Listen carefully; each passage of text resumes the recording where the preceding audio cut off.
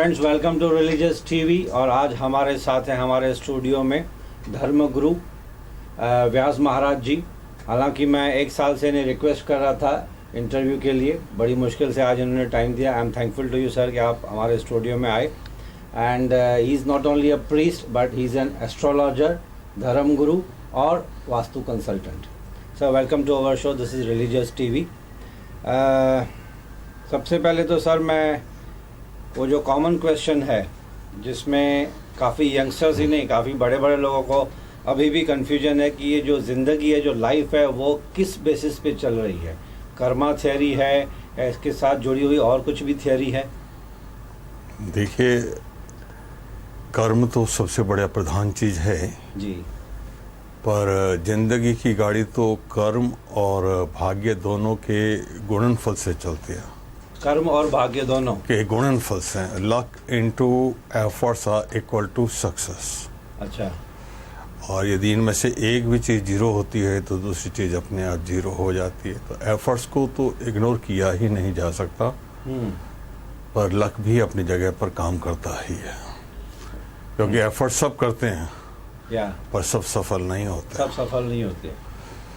तो कर्मा थियरी को मान के चलें कि आप अगर अच्छे कर्म करोगे अच्छा फल मिलेगा। देखिए, निश्चित इस थियरी में कितनी मतलब कंफर्मेशन है, सक्सेस कितनी मिल सकती है इसमें?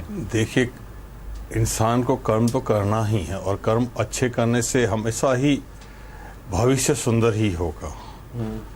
और निष्कर्मण्य तो कोई इंसान हो ही नहीं सकता। जिसने जन्म लिया उसे कर्म तो करना ही है। खाली तो कोई नहीं बैठेगा आपका। हाँ, निष्कर्मण्य तो कोई हो ही नहीं सकता, कर्म तो करना ही पड़ेगा। और कर्म जो करना है तो यदि अच्छे कर्म करेगा तो उसका रिजल्ट अच्छा ही आएगा। और अगर बुरे कर्म किए तो बुरा फल मिलेगा। बुरे कर्म किए तो यदि उसके पहले के अच्छे कर्म किए हुए हैं इस जन्म के पिछले जन्म के, तो उसको उसका फल तो इस मिलेगा ऐसे ही। क्योंकि किस्मत क्या है? अच्छे कर्म माइनस बुरे कर्म, जो बैलेंस है उसी को हम भाग्य, उसी को हम किस्मत कहते हैं। यदि कुछ भाग्य में अच्छा ज़्यादा है तो वो तो उसको मिलेगा ही। नहीं, मैं अभी भी मुझे थोड़ी सी कन्फ्यूजन है। मैं थोड़ा और रिक्वेस्ट करूँगा आपसे डिटेल में समझाने के लिए। अच्छे कर्म करो अच्छा फल मिलेगा, बुरे कर्म करो बुरा फल मिलेगा। हाँ। कहीं ऐसा तो नहीं कि ये कर्म की जो थियरी है कैरी फॉरवर्ड हो रही है, रीइंकारनेशन या पुनर्जन्म, वापस से जन्म? देखिए, पुनर्जन्म तो सुनिश्चित है, और यदि कुछ बच जाएगा अच्छे कर्मों का फल तो उसको नेक्स्ट जन्म में मिलेगा ऐसे ही। क्योंकि मैंने अभी आपको बताया कि अच्छे कर्मों में से यदि बुरे कर्मों को माइनस करेंगे, माने जैसे कहते हैं ना, कॉमर्स में आता है assets minus liability equal to capital. उसी प्रकार समझ लीजिए, अच्छे कर्म माने उसके पुण्य माइनस पाप माने बुरे कर्म इक्वल टू भाग्य। इक्वल टू भाग्य। हाँ, वही उसका लक है। लक क्या है? वही उसकी पूंजी लेकर के बच्चा पैदा होता है और वही कैपिटल उसको काम आती है, क्योंकि वो पिछले जन्म से वो कैपिटल लेके आया है। तो अब वो कैपिटल बहुत ज़्यादा है, इस जन्म में अच्छे कर्म नहीं तो भी उसको फल मिलेगा, क्योंकि ऑलरेडी कैपिटल तो है ही ना उसके पास। अच्छा, आपका कहने का मतलब है, फॉर एग्जांपल एक इंसान ने जन्म लिया, अच्छे कर्म किए, कभी कभी बुरे कर्म भी अनजाने में, जाने अनजाने में हो जाते हैं। हाँ, होते हैं। At the end of the life उसके अच्छे कर्म माइनस बुरे कर्म जो बचा, दैट इज भाग्य फॉर द नेक्स्ट जन्म। बिल्कुल वही है भाग्य। जो उसका जो आने वाला जन्म होगा वो भाग्य, वो उसी को भाग्य बोलेंगे। उसी को ही भाग्य बोला जाता है। भाग्य का अर्थ वही होता है, जैसे कैपिटल कहते हैं assets minus liability equal to capital. मतलब इस जन्म में तो आपको अच्छे कर्मों और बुरे कर्मों का हिसाब किताब देना ही पड़ेगा। हाँ। बाकी आपको जो बचेगा वो दूसरे जन्म में। बिल्कुल, अच्छे कर्मों का भाग फल तो इस जन्म में भी निश्चित ही मिलेगा। देखिए, जितनी बुरी परिस्थितियां बुरे कर्म करने से आएंगी, यदि आपके कर्म अच्छे होंगे तो वो बुरी परिस्थिति तो भी न्यूट्रलाइज होती चली जाएंगी। अच्छा। कई बार क्या होता है, जैसे समझ हमारे पर पिछले जन्म से लायबिलिटी ज़्यादा है, पर हम इस जन्म में भी हमारे कर्म अच्छे हैं तो पिछले जन्म की लायबिलिटी पे ऑफ हो जाती है। और फिर हमारे पास अच्छे कर्म क्रिएट होते हैं तो और अच्छा भाग्य बनता चला जाता है, आगे के लिए भाग्य बनता चला जाता है। अच्छा। माने बुरे कर्म के जो पाप के जो फल हैं वो पे ऑफ तो करना ही है आपको। अब यदि इसमें बहुत ज़्यादा अच्छा काम कर दिया तो वो अपने आप पे ऑफ होते चले जाएंगे। तो मतलब ये जन्म टू जन्म चलते रहेगा। जी देखिए, ऐसा है, मेरी मान्यता ये है कि जो इंसानी जन्म है ये एक मोक्ष की परीक्षा है। भगवान इंसान को जन्म देता है, जिसको मोक्ष की परीक्षा के लायक समझता है उसको ये जन्म देता है, और इसमें उसको उसके हिसाब से परिस्थितियां भी देता है, और जो इसमें नेगेटिविटी को सही ढंग से पार कर जाता है वो फिर जन्म मृत्यु के चक्कर से मुक्त भी हो जाता है। देखिए, नेगेटिविटी तो ज़िंदगी में आनी ही है, क्योंकि इस जन्म में भी ले लो, हम सारे अच्छे कर्म तो कर ही नहीं सकते हैं। कहीं ना कहीं हमसे जान करके, कहीं अनजान करके कुछ ना कुछ गलत होता ही है। तो नेगेटिविटी तो अपने आप क्रिएट होती ही है, पर पॉजिटिवनेस यदि ज़्यादा है तो बहुत अच्छा रहेगा। मतलब अगर आपके एसेट्स ज़्यादा हैं तो लायबिलिटीज कम है तो बैलेंस शीट टैली हो सकती है। हाँ, बैलेंस शीट में कैपिटल क्रिएट होती जाएगी ना, क्रिएट होती जाएगी। तो कैपिटल क्रिएट होनी चाहिए ना, हर साल कैपिटल बढ़नी चाहिए, कैपिटल हर साल घटनी नहीं चाहिए। मतलब अच्छे काम ज़्यादा करते जाएं। हाँ, अच्छे काम करते जाओगे तो आपकी कैपिटल बढ़ती जाएगी, तो भाग्य बढ़ता चला जाएगा। आपको चाहे पिछले जन्म से आप प्योर नेगेटिविटी लेके आए, अगर ये जन्म में अच्छे काम किए तो थोड़ा बहुत टैली होने के चांसेस है। हाँ, भाग्य बनता जाएगा ना, आपका भाग्य क्रिएट होता जाएगा। महाराष्ट्र में एक बच्चा हैंडीकैप पैदा होता है, राइट? अभी उसने जन्म लिया है, उसके माँ बाप भी अच्छे हैं, कभी किसी को सताया नहीं है, मेरे हिसाब से बुरा कर्म कभी नहीं किया उन्होंने। तो थोड़ी सी कंफ्यूजन है, और मैं आपसे रिक्वेस्ट करूंगा ऐसे और थोड़ा सा क्लैरिफाई करें, क्योंकि मैं आपके प्रेजेंस का फुल मौका उठाना चाहता हूँ, फ़ायदा उठाना चाहता हूँ। एक बच्चा हैंडीकैप पैदा होता है, मेंटली रिटार्डेड है, माँ बाप भी अच्छे हैं, तो यहाँ पे कर्मा थ्योरी कैसे होगी? जन्म अभी लिया है, इतनी लायबिलिटी ले आया पुराने जन्म से। बिल्कुल सुनिश्चित है कि उसकी पुराने जन्म की लायबिलिटी बहुत ज़्यादा है बच्चे की, और ऐसे बच्चे प्रदोष काल में गर्भाधान करने से ही ज़्यादातर पैदा होते हैं। नहीं, मैं नहीं समझा, आपने जो वर्डिंग यूज़ की वो संस्कृत थी, शायद थोड़ा डिफिकल्ट थी। प्रदोष काल में जब गर्भाधान किया जाता है ना, माने सूर्यास्त से थोड़ा पहले और थोड़ा बाद में, तो ज़्यादातर नेगेटिव एक्टिविटी वाले बच्चे ज़्यादा पैदा होते हैं। अच्छा, मतलब sex between the married couple. हाँ। अच्छा, तो वो भी मायने रखता है काफ़ी। बिल्कुल मायने रखता है, क्योंकि उस समय जो नेगेटिव एक्टिविटी, नेगेटिव फॉर्चून लेकर के पैदा होते हैं वो ही बच्चे जन्म लेते हैं, और पॉजिटिव बच्चे जो होते हैं वो उस काल में जन्म नहीं लेते हैं, गर्भ में प्रवेश नहीं करते हैं। माँ बाप की किस्मत का असर बच्चों के ऊपर हो सकता है? बिल्कुल होता है, माँ बाप की किस्मत का असर बच्चों पर होता है, और बच्चों की किस्मत का असर भी माँ बाप पर होता है, क्योंकि माँ बाप के यदि बुरे कर्म होंगे तो ही ऐसा बच्चा आएगा। कुछ नेगेटिविटी होगी तभी तो उसको भोगना है। मतलब एक्चुअली भुगत तो तीनों रहे हैं। भुगत तो तीनों ही रहे। बच्चा है प्लस माँ बाप भी दुख से भुगत रहे हैं। बिल्कुल भुगत रहे हैं उनको, और उनके घर वाले जो दूसरे कनेक्टेड फैमिली है, एक्सटेंडेड फैमिली, वो भी भुगत रहे हैं। हाँ, तो ये एक जैसे ही परिवार जो कर्म होते हैं उनको एक साथ सजा मिलने के लिए ही सजा माहौल आता है ये। अच्छा, ये एक टाइप से पनिशमेंट ही है जो उनको उनके पापों के लिए मिल रहा। ये पहले से प्री डिसाइडेड होता है सब कुछ? कौन है जो ऊपर इतना लेखा जोखा अकाउंटेंट कौन है? देखिए, ये बड़े बड़े कंप्यूटर्स किसके पास हैं? ये जो कर्म है ना, इसके अनुसार ही हमें हमारा अकाउंट बनता चला जाता है, और उसी का ही किस्मत बनता चला जाता है, और वो ही फल हमें फिर जिंदगी में मिलते रहते हैं, और उसी प्रकार का माहौल हमारे सामने क्रिएट होता चला जाता है। अब हमारे ऊपर ये आ जाता है कि इंसान को जो भगवान ने दिमाग दिया उस माहौल में से कैसे सक्सेसफुली निकले, ये उसकी बुद्धि पर निर्भर करता है। अब कई बार नेगेटिव एक्टिविटी में भी हम जरूरी नहीं कि नेगेटिव वर्क करने लग जाएं। माहौल हमें नेगेटिव मिल रहा है, सब कुछ नेगेटिव मिल रहा है, पर फिर भी हम पॉजिटिव रास्ते से निकल सकते हैं। पर कई बार इसमें क्या हो जाता है कि जो नेगेटिव लक लेकर के आते हैं वो नेगेटिव माहौल में देख कर और नेगेटिविटी में घुसते चले जाते हैं, आपका कहने का मतलब है कि इंसान के खुद के हाथ में है कि वो अच्छे कर्म करे या बुरे कर्म करे? बिल्कुल उसके खुद के हाथ में है, कर्म करना और उसके अपने मर्जी पर है। पर माहौल उसको ऐसा दे दिया जाता है कि वो नेगेटिव लाइन में भी चला जाए।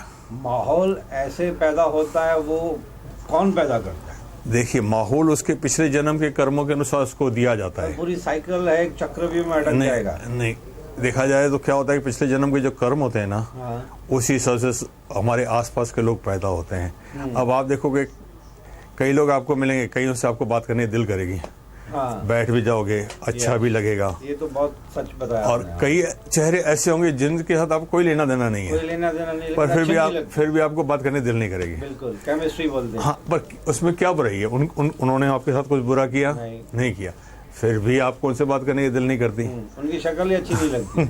हालांकि हो सकता है मेरी शक्ल भी उनको अच्छी नहीं लगती हो। ऐसा होता है कि वो, तो ये क्या हो जाता है कि वो उनके साथ हमारे जो पिछले जन्म के व्यूज है ना, वो नहीं टैली करते। रैपो नहीं बन पा रहा है। हाँ, नहीं बन पाएगा उनसे कभी भी आपका, क्योंकि हमारे और उनके जो बेसिक जो चीजें होंगी ना, तो वो ये भी मतलब सब पुराने जन्म के हैं। हाँ, पिछले जन्म से बन के आते हैं ना, हमारे को मिलता ही, हमारा माहौल वैसा मिलता है हमारे को। अब उसी माहौल में हम जन्म लेते हैं और उसी माहौल के सर्कल के हमारे फ्रेंड्स बनते हैं, जैसे हमारे कर्म होते हैं, और उसी टाइप के लोग हमसे मिलने के लिए आते हैं, उसी से हमारी दोस्तियां होती हैं, उसी से हमारा लेन देन होता है। तो जैसे मैंने आपको इस जन्म में ठग लूं तो कोई ना कोई मौका आएगा कि आप मुझे ठगोगे, छोड़ोगे थोड़ी। वो तो वो इफेक्ट जो है आदमी को ठगते वक्त ये ध्यान रखना चाहिए कि ये जो मैं ले रहा हूँ, ये मेरे पर एक कर्जा है जो मुझे इस जन्म में नहीं तो पिछले जन्म में ये चुका के लेगा, मेरे से कैसे भी लेगा। और बीच में मेरे साथ ऐसे हुआ था, बात निकली तो आपने किसी बड़े आदमी ने मेरे को कहा कि एक्चुअली किसी ने मुझे 10,000 लूट लिए। हाँ, तो बट नेचुरल अभी 10,000 लूटे तो थोड़ा सा मैं दुखी हो गया। तो उसने बोला यार ये पिछले जन्म का कहीं लेना देना होगा उसका। हाँ, एक लेनदार होगा तेरे ऊपर। ठीक है, इस जन्म में नहीं दिया तो आगे जन्म में देना ही पड़ता। हाँ, यदि समझ लो पूरी साइकिल में यदि समझ लो इस जन्म उसने पहला अकाउंट खोला है, तो हमारा पैसा जमा है, हमारे पास ब्याज के साथ वापस आएगा, कैसे भी देगा वो। इंसान जब मरता है स्वामी जी, इंसान जब मरता है तो आत्मा कितने दिनों के बाद या इमीडिएटली वो दूसरे के शरीर में चली जाती है? इसका थोड़ा सा अभी भी कंफ्यूजन है। देखिए, मौत जो है हमारे हिंदू धर्म के अनुसार मानने के बाद यदि पुण्यात्मा पुरुष है तो वेरी सेकेंड मोमेंट यमराज की अदालत में पहुंचता है और यमराज उसका फैसला भी कर सकता है। परंतु यदि वो पापात्मा है, मतलब तो पाप ज्यादा किए हैं, हाँ, तो दक्षिण मार्ग से यमराज के अदालत में पहुंचता है, उसमें पूरे 12 महीने लग जाते हैं। तो उसके बाद ही उसका फैसला होता है कि उसको कौन सा जन्म लेना है, ये हिंदू मैथोलॉजी के अनुसार है। लेकिन वो 12 महीने तक आत्मा कहाँ भटकती रहती है? उसको यम के मार्ग तक जाने का रास्ता रहता है, वहां तक पहुंचने में, अदालत में पहुंचने में 12 महीने लगते हैं। अगर वो पापी इंसान होगा तो पापी इंसान की आत्मा होगी तो, अगर अच्छे इंसान की आत्मा होगी तो इमीडिएटली वेरी सेकेंड मोमेंट भी नया जन्म ले सकती है, कोई नई बड़ी बात नहीं। गर्भ में प्रवेश कर, जन्म नहीं ले सकती है, किसी गर्भ में प्रवेश कर सकती है। माने जन्म लेने में तो उसको 10 महीने जाएंगे, जो भी जो बेसिकल टाइम है वो लगेगा ही, पर गर्भ में प्रवेश कर सकता है। अच्छा, नहीं अगर अब तो वो कैसे डिसाइड होगा कि बहुत ज्यादा पाप किए हैं? आपने पहले बताया था कि कोई भी इंसान हमेशा तो अच्छे कर्म करता नहीं, कहीं ना कहीं जाने अनजाने में थोड़े से पाप हो जाते हैं, तो बहुत ज्यादा पापी होगा तो। हाँ, वो तो सुनिश्चित। देखिए, कई पाप ऐसे होते हैं जो माफी के काबिल होते हैं, हाँ बराबर है, और कई पाप ऐसे होते हैं जो माफी के काबिल ही नहीं होते हैं। जैसे हम रास्ते पे जा रहे हैं, एक्सीडेंट हो गया, कोई हमारे से आगे गाड़ी आगे मर गया, ये एक एक्सीडेंट हुआ। और एक हुआ कि कोई रास्ते पे जा रहा है, मैंने उसके ऊपर गाड़ी चढ़ा दी, अब वो मर्डर है, वो माफी के काबिल नहीं है।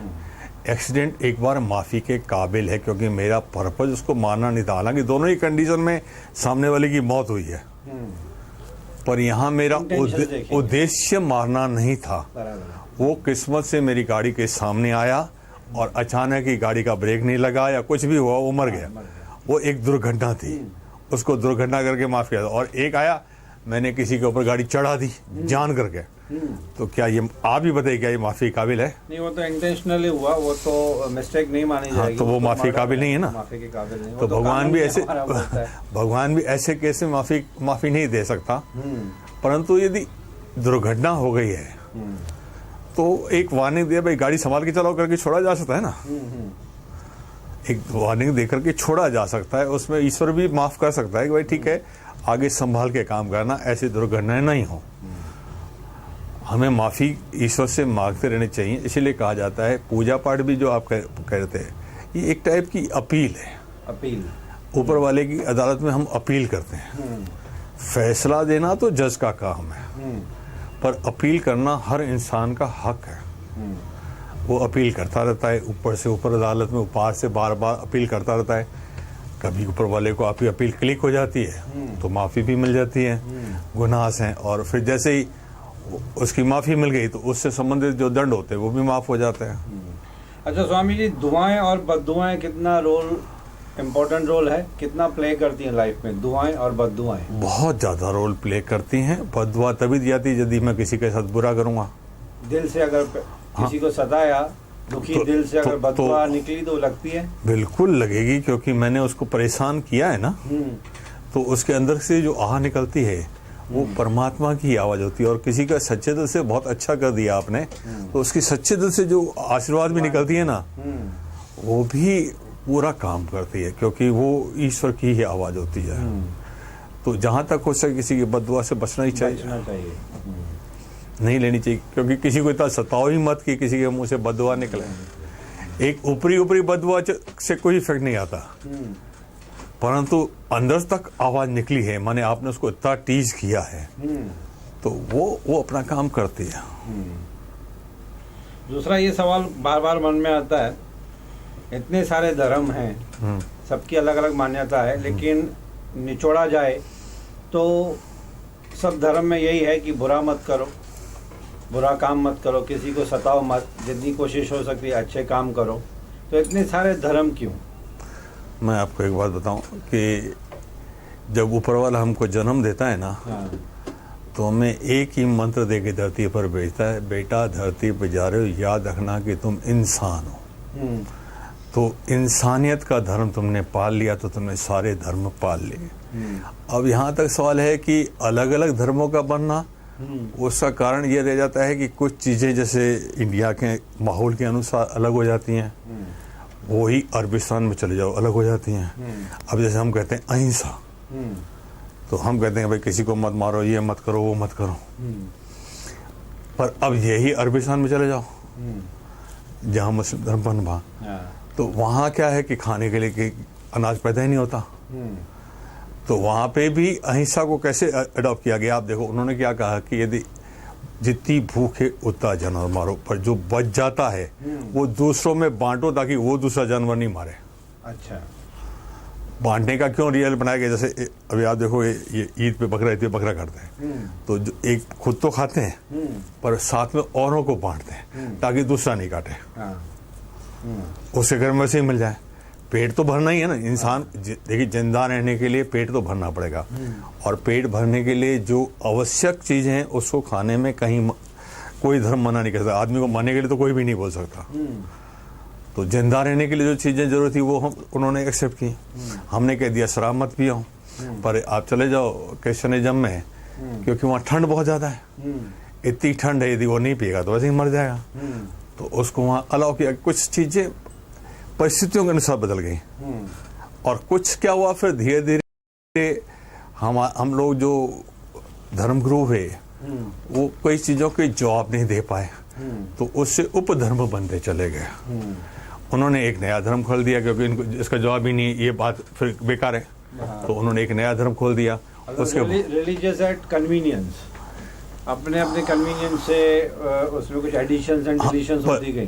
पर वाकई धर्म तो इंसानियत का, जिस चीज में इंसानियत है वो सब धर्म के अनुसार है, और जहां इंसानियत खत्म होती है वो सब धर्म के खिलाफ है। एक ही धर्म है, वो है इंसानियत, और कोई वो सारे धर्म उसी के पार्ट हैं।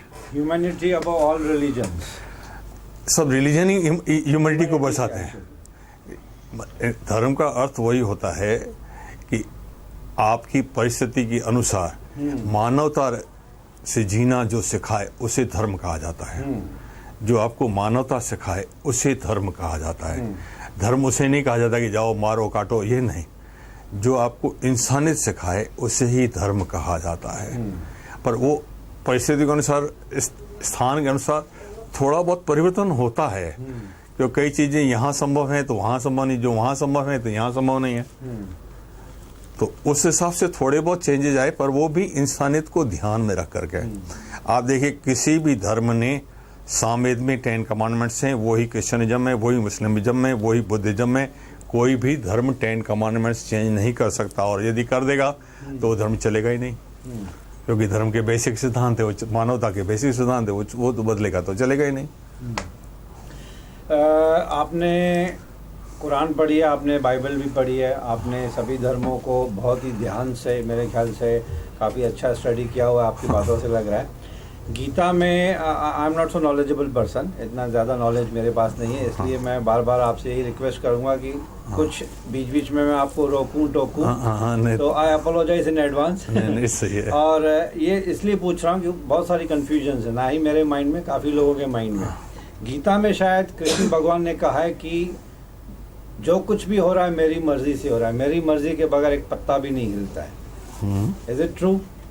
इसको अगर मान के चले तो अगर मैं बुरा कर्म कर रहा हूँ तो मैं कर रहा हूँ या मुझसे भगवान करवा रहा है? देखिए, यहाँ एक बात और भी कह दी गई है कि भगवान ने इंसान को बुद्धि भी दी है, और जो काम आप करें, रस्सियाँ तो भले उसके हाथ में हैं, रस्सियाँ सारी उसके हाथ में बंधी हुई हैं, पर ढीला छोड़ा गया है कि एक्शन आप अपने हिसाब से ले सकते हो। वो आपको परिस्थितियाँ वैसी दे देता है, परंतु उससे निकलने के लिए दिमाग आपको दिया है उसने। अच्छा, उसमें से आप निकल जाओ तो आप मास्टर हो।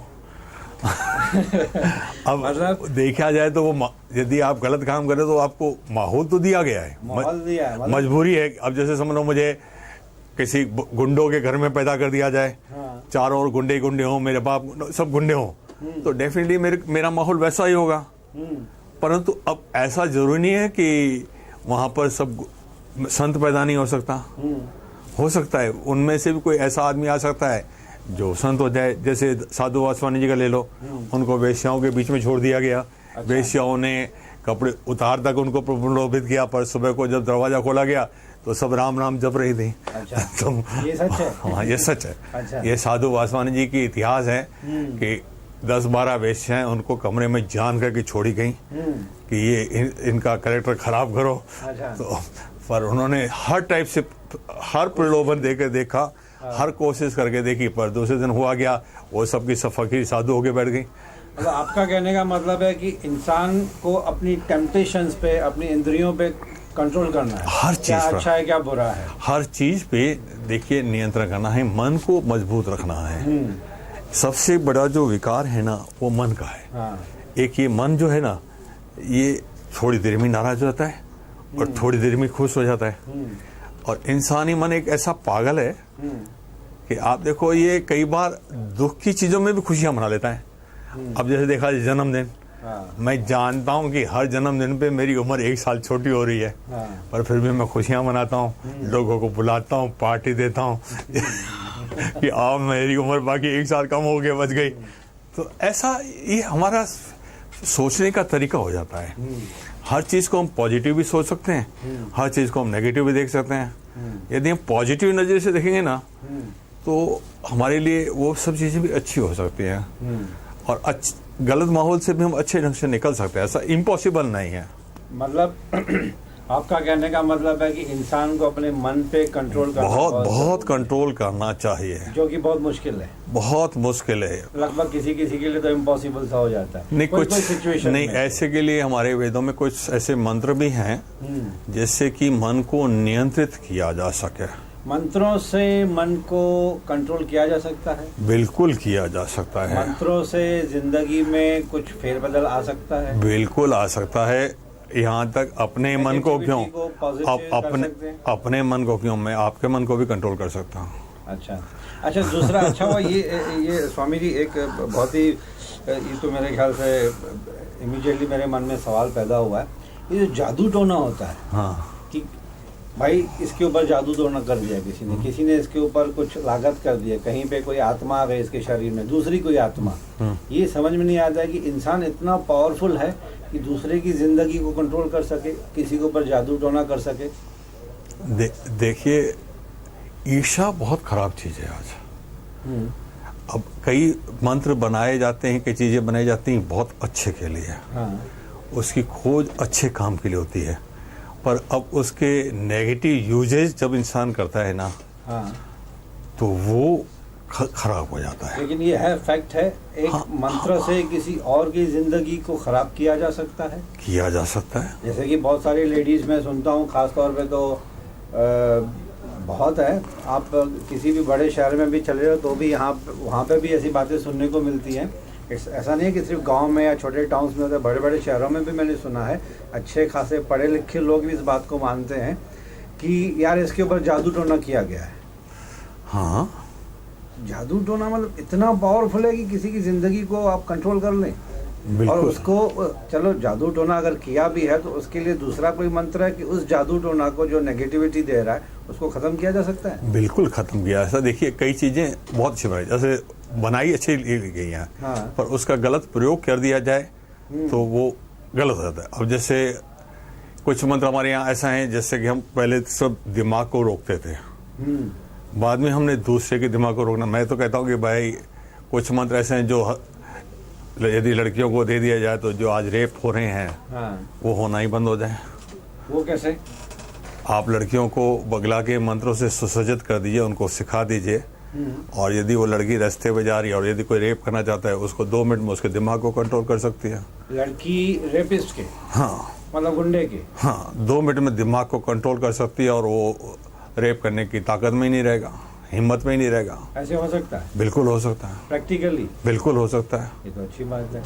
प्रैक्टिकल हो सकता है और मैं करके दिखा भी सकता हूँ सामने। Is it kind of hypnotism? नहीं, it's not kind of hypnotism. ये मंत्र हैं जो उसके दिमाग को रोक सकते हैं। किसी के भी दिमाग को, हाथ को, शरीर को रोका जा सकता है, पर ये हथियार हैं, इनका प्रयोग आवश्यकता पर ही करना चाहिए। पर अब ऐसी चीजों को जो अच्छी चीज के लिए बनाए गए, बनाए तो इसलिए गए कि देखो इंसान है, इंसान को हर चीज की जरूरत होती है, लालच इंसान में भरी होती है। समझ लो यहाँ 1 करोड़ रुपया पड़ा है, मेरे मन में आज तो उठा के ले जाऊं। तो अब इस समय अपने मन को रोकना बहुत जरूरी है। तो मन को रोकने के लिए ये मंत्र बने। बाद में देखा गया कि आताताइयों के दिमाग को रोका जाए, तो वो भी सही है। पर बाद में गलत लोगों ने इसे गलत प्रयोग भी कर दिया, भाई इसे रोका जा सकता है, आताताई को रोका, अच्छे आदमी को रोक दो। तो वो एक दुरुपयोग है। जैसे अभी हथियार बनते हैं, तो कई हथियार अच्छे यूज में भी हो सकते हैं, पर उसको दुरुपयोग करना तो इंसान के हाथ में है। अब वो इंसान उसके दुरुपयोग कर देवे तो वो तो इंसान की गलती है ना। ये तो हथियार हैं जो लड़कियों। आप कुछ बोल रहे थे? हाँ, जादू टोना उन्हीं पर असर करता है जिनका मन कमजोर होता है या दिमाग कमजोर होता है। हाँ, ये जो मन से बली होते हैं, अपने आप में फुल कॉन्फिडेंस रखते हैं, उनकी मन की ताकत मजबूत होती है, उनका कोई जादू टोना कुछ नहीं बिगाड़ सकता। ये श्योर है? 100%। क्योंकि ये ऊपरी हवाएं भी उन्हीं पर हावी होती हैं जो दिमाग से या मन से अपने आप को कमजोर छोड़ देते हैं। अच्छा। और जो भी जादू टोना अगर होता भी है, आपकी बात मान के चलें, अगर इसको प्रैक्टिकली लिया जाए स्वामी जी कि जादू टोना होता है, फॉर एग्जाम्पल इसको मान के चलते हैं, हाँ। तो जो आपका कहने का मतलब है कॉन्फिडेंट आदमी है, जिसको अपने ऊपर आत्मविश्वास है, हाँ। तो उसके ऊपर वो जादू टोना असर नहीं करेगा। बिल्कुल असर नहीं करेगा। मतलब कमजोर विचार वाले, हाँ। कमजोर मन वाले, हाँ, वो जल्दी सरेंडर कर लेते हैं, शायद वो ही सरेंडर हो जाते हैं, वो ही इसके अंदर में आते हैं। हाँ। और जिसका मन बली है उसको ये सब चीजों से कोई फर्क नहीं पड़ता है। तो उसके लिए कोई और ज्यादा पावरफुल जादू टोना नहीं बना है? नहीं, उस मन बली है तो उसके आगे कुछ भी नहीं है। एक्चुअली क्या होता है, एक टाइप से मन में विकार पैदा कर होते हैं, इससे और कुछ नहीं होता है। मतलब माइंड पॉइजन या करप्ट होता है। हाँ, मन जो है आपका थोड़ा सा कमजोर हो जाता है। मन कमजोर होता है तो आपको सब ऊपरी हवाएं दिखाई देती हैं, ऊपरी बातें समझ आती हैं, और फिर आपसे काम होता नहीं है और आप डिप्रेशन में आ जाते हैं, या आपको ऐसा लगता है कि मुझ पर कोई हावी हो रहा है, तो ये जिसके मन कमजोर होते हैं उसी पर ये सब चीजें इफेक्ट, उसी के ऊपर ज्यादा असर करता है। और जिसका मन बली होता है उसके ऊपर ऐसे ही है जैसे सर पे पानी डाल नीचे गिर गया। अच्छा। और क्या होगा।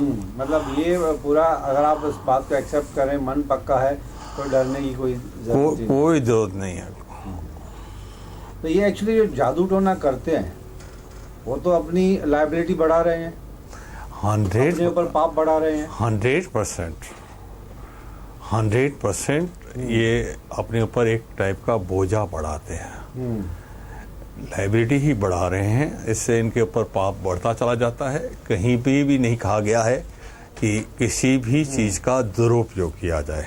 हालांकि आज के कानून में भी सुपरस्टिशियस को कानूनन गलत माना गया है। बिल्कुल गलत ही काम है, ऐसा कुछ करना भी नहीं चाहिए। परंतु इन हथियारों का जैसे जरूरत पर प्रयोग किया जाए, अच्छे काम के लिए प्रयोग किया जाए तो कोई बुरा नहीं है। जैसे मैंने कहा कि मंत्र शक्ति है, कोई रेपिस्ट आता है आप उसका प्रयोग करो, कोई बुराई नहीं है। कोई आपको गोली मारने आ रहा है आप प्रयोग करो, कोई बुराई नहीं है। आत्मरक्षा के लिए, अच्छे कार्य के लिए मंत्रों का प्रयोग करना बुरा नहीं है, पर दूसरे का नुकसान करने के लिए वही चीज प्रयोग करते हो तो बहुत बुरी है। मैं यंगस्टर से रिलेटेड एक सवाल पूछना चाहता हूँ। आजकल के जो युवा पीढ़ी है, जो यंगस्टर्स हैं, नॉट ओनली यंगस्टर्स, काफ़ी टेक्नोलॉजी का ज़माना चल रहा है, तो वो पूजा पाठ में इतना मानते नहीं है। ना मंदिर जाते हैं, ना पूजा पाठ करते हैं। मतलब you can understand what I mean to say. क्या पूजा पाठ करना ज़रूरी है? देखिए, पूजा पाठ एक इंसान जो अच्छे कर्म करता है और ये मान के चलता है कि मैं अच्छे कर्म कर रहा हूँ, किसी का बुरा नहीं कर रहा हूँ, तो हो सकता है मेरा भी बुरा नहीं होगा, मैं अपनी बैलेंस शीट में असेट्स का जो कॉलम है वो बढ़ा रहा हूँ, तो अच्छे कर्म करते जाओ। इसके अलावा भी पूजा पाठ ना करे अगर कोई इंसान, तो कोई नुकसान हो सकता है उसे। देखिए, पूजा पाठ क्या होता है? अपने आप से बात करना। ये मंदिर मस्जिद गिरजाघर क्यों बनते हैं? कई चीजें ऐसी होती हैं जो मैं किसी के सामने खोल नहीं सकता। अच्छा। अपने दिल के दुखड़े किसी को सुना नहीं सकता। कन्फेशन करने के लिए मंदिर, मस्जिद या टेम्पल्स या वर्शिप प्लेसेस बने। तो ये क्या है कि वहां जाकर के मैं अपनी बात अपने आप को तो सुना रहा हूँ। ईश्वर कोई और जगह नहीं है, वो मेरे अंदर है, बाहर नहीं है। आपको मैं एक एग्जांपल दूं। मैं गया था जामा मस्जिद, तो मैंने पूरी जामा मस्जिद की सारी कलाकृतियां देखी। मुझे वहाँ कहीं, जामा मस्जिद दिल्ली वाली, हाँ, मुझे कहीं खुदा का नूर दिखाई नहीं दिया। तो आप कहेंगे मैं कंट्रोवर्सी बात नहीं कर रहा हूँ, पर थोड़ी देर बाद मैंने कहा कुछ नहीं, ये तो कलाकारी है, बहुत खूबसूरत है। बाहर आया, मैंने कहा मुझे कहीं नूर नहीं दिखाई। फिर मैंने कहा यार, तू देख रहा था कला, तुझे अल्लाह क्यों दिखाई देगा? यदि तू अल्लाह को देखने के लिए सर झुका के सजदा करके मन में विश्वास रख के जाता कि यहाँ अल्लाह बैठा है, तो तुझे अल्लाह दिखेगा। अच्छा। तू इमारत देखने जा रहा है तो तुझे इमारत ही दिखेगी। मतलब अपना पर्सपेक्टिव के साथ। हाँ, मैं देखने जा रहा हूँ इमारत, तो मुझे इमारत ही दिखेगी ना। यदि मैं पूरे मन में विश्वास रखे जाता कि यहाँ अल्लाह बैठा है, तो मुझे वो दिखेगा। वो फालतू थोड़ी बैठा है कि मुझे ऐसे ही दिखेगा। मैं वहां दोबारा गया और अब की बार पूरी भावना से गया था, तो मुझे ऐसा लगा था कि चारों ओर से जैसे अल्लाह हो अकबर, जैसे बड़ी प्यारी सी आवाज आ रही थी। ऐसा लगा था कि वाकई अल्लाह बैठा है, यहाँ है। पर पहली बार मुझे कुछ नहीं दिखा। ये मेरे साथ बीती हुई बात है। तो मैं ये मान के चलता हूँ कि किसी भी मंदिर में, किसी भी मस्जिद में, किसी भी गिरजाघर में भगवान नहीं होता, वो सिर्फ हमारी श्रद्धा में होता है। श्रद्धा में होता है। जहाँ हम श्रद्धा डाल देते हैं वहाँ तो हमें दर्शन देता है, और जहाँ श्रद्धा नहीं होती वहाँ दर्शन नहीं देता है। अच्छा, न्यू जनरेशन के लिए जरूरी क्यों है कि इतने ज्यादा टेंशन वो हैं आज के जमाने में। यदि वो 5 मिनट अपने आप से बात नहीं करेगा ना, तो एक मशीन बन के रह जाएगा। तो उसको आंखें बंद करके अपने आप से बात करनी है। मूर्ति क्या होती है? एक टाइप से भाई किसी एक प्रतिबिंब सामने खड़ा कर दिया, इसके सामने अपनी बात खोल दो। तो अपने मन की बातें करने के लिए एक स्थान चाहिए आदमी को। इसीलिए मंदिर मस्जिद बन रहे हैं या गिरजाघर जो भी बनते हैं, इसीलिए बनते हैं कि यहाँ जाओ और अपने मन की बातें खोलो, तो तुम हल्के हो जाओगे। तुम हल्के हो जाओगे तो दूसरे काम कर पाओगे। और मन ठंडा होना बहुत जरूरी होता है, नहीं तो हमारे अंदर प्यार की कमी आ जाएगी, इंसानियत की कमी आ जाएगा, मशीन बन के रह जाएंगे। तो इसीलिए मैं न्यू जनरेशन से भी ये जरूर कहूँगा कि कम से कम 5 मिनट अपने आप को दो। भगवान कोई और नहीं है, कहीं और बाहर नहीं मिलेगा तुम्हारे को, अपने अंदर ही मिलेगा। अपने आप से बात तो करो 5 मिनट कि भाई बेटा मैंने क्या किया, मैं गलत तो नहीं किया। तो अपने आप से बात करना जरूरी है। एक और सवाल है स्वामी जी, इंसान अगर दूसरा जन्म लेता है तो ज़रूरी है कि वो इंसान का ही जन्म ले, या फिर कोई जानवर, कुत्ते, बिल्ली, मछली का या पक्षियों का कोई भी जन्म ले सकता है? देखिए, पूर्व जन्म की जो मान्यता बनाई गई है वो बनाई इसलिए गई कि इंसान इंसान बन के रहे। यदि आज मैं कुत्ते को 2 डंडे मारता हूँ तो मुझे ये समझ में आना चाहिए कि अगले जन्म में मैं कुत्ता बन सकता हूँ, मुझे भी कोई 2 डंडे मार सकता है। तो मैं बिना बातें कुत्ते को डंडा नहीं मारूं, इसको कंट्रोल करने के लिए ही पूर्व जन्म की मान्यताएं हैं। पिछला जन्म अगला जन्म है या नहीं है मैं नहीं जानता, पर इसको मानना बहुत अच्छा है, क्योंकि यदि मैं मान के चलता हूँ तो गलत काम करने से 10 बार डरूंगा कि कल मेरे को भी ये 2 जूते लग सकते हैं, मेरे को भी 2 गाली दी जा सकती हैं। आज मैं किसी गरीब को देख के उसकी मजाक उड़ाऊं तो कल मुझे लगेगा कल इसकी जगह मैं भी खड़ा हो सकता हूँ। तो मेरी कोई मजाक उड़ाएगा तो मुझे कैसा लगेगा। ये सोचने के लिए ही ऋषियों मुनियों ने शायद दूसरे जन्म की मान्यता को जन्म दिया। और मैं सोचता हूँ कि ये मान्यता बहुत अच्छी है और यही मान के चलना चाहिए कि मैं किसी भी जोनी में जा सकता हूँ और यही मान्यता है। और कुत्ता भी बन सकता हूँ, बिल्ली भी बन सकता हूँ, कौवा भी बन सकता हूँ, कुछ भी बन सकता हूँ, पर इसीलिए मैं इन सब में से किसी को तंग नहीं करूँ। इनकी अपनी जिंदगी है, मैं इनको तंग नहीं करूँ। मैं भी बन सकता हूँ। कल आज मुझे कोई, मैं किसी को 2 डंडा मार के खुश हो रहा हूँ, सोचूं कि कल मुझे 2 डंडे लगेंगे तो कैसा लगेगा। तो मैं उसको डंडा मारूंगा ही नहीं ना। यही इंसानियत पैदा करने के लिए बनाए गए हैं। ये सब चीजें जो हैं वो हमारे में इंसानियत का एक डोज पिलाने के लिए की गई है। बेटा इंसानियत बनो। तो दोस्तों, ये स्वामी जी से काफ़ी अच्छी बातें आज सीखने को मिली, और भी मन में बहुत सारे सवाल हैं जो डेली आपके और मेरे मन में आते ही हैं, whether you believe in God और नॉट। बट सवाल तो हैं जो कि कर्मा थ्योरी है, लाइफ किसके ऊपर बेस्ड है। बट काफ़ी अच्छी बातें जो स्वामी जी ने हमें बताई, I am thankful to him on behalf of the entire audience. धर्म गुरु व्यास महाराज जी आज हमारे साथ थे। इनसे बार बार हम मुलाकात करेंगे। Not only my queries, but आप भी अगर चाहें तो हमें लिख सकते हैं। आपकी जो क्वेरीज हैं ऑन कैमरा हम स्वामी महाराज जी से रिक्वेस्ट करेंगे बार बार हमारे स्टूडियो में आए, या हम उनके मंदिर चले जाएंगे, ताकि जितनी भी क्वेरीज हैं, जितनी भी मन में बहुत सारे क्वेश्चंस उठते हैं, उनको रिजॉल्व करें। तो दोस्तों, आपके मन में भी ऐसे कुछ विचार आ रहे हैं, कुछ रिलीजियस क्वेरीज हैं, या आप अपनी लाइफ को इम्प्रूव करना चाहते हैं, तो आप धर्म गुरु का नंबर हम यहाँ पे मेंशन करेंगे। आप इनसे कांटेक्ट कर सकते हैं, कभी भी इनसे अपॉइंटमेंट ले सकते हैं। और अगर आपको और भी कुछ क्वेरीज हैं, कुछ ऐसे ही मन में सवाल पैदा होते हैं, तो आप हमें भी कांटेक्ट कर सकते हैं। हमारा नंबर भी आपको नीचे दिया हुआ है। रिलीजियस टीवी को आप कांटेक्ट कर सकते हैं। Thank you very much.